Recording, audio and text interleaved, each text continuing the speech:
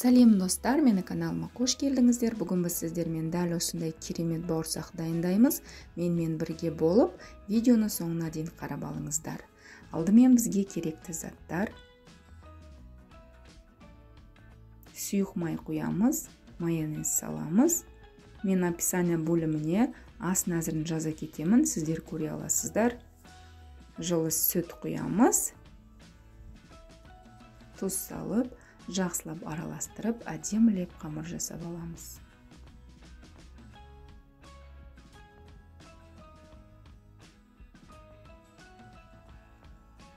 Достар, мен дәл осындай опора жасап алдым. Дрожжа мен ұнды жылы суға араластырып, дәл осындай опора жасап алдым.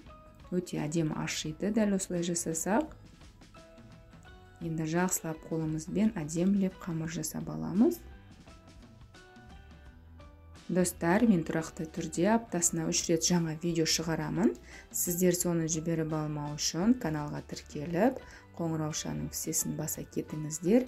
Менімен бірге болыңыздар. Қамырымыз дайын болды міне. Қамырымыз қатты да болмау керек, жұмсақ та болмау керек.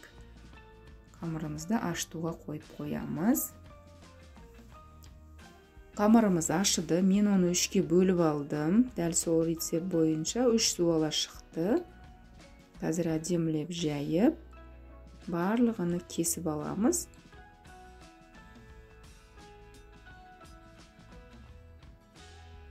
Дәл солай жайып біркелкі кесіп аламыз.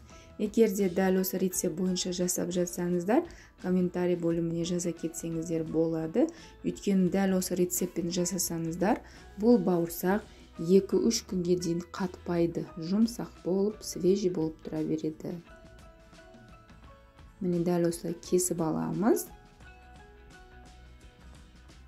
Кесіп болған бауырсақтарды 5 минут тындырып қоямыз. Сосын қызып тұрған табамызға салып, пісіріп аламыз.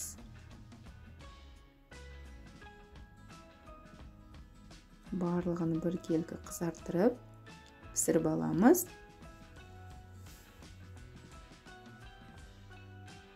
Міне бауырсақтарымыз әдемі пісіп жатыр. Сіздер де жасап көріңіздер.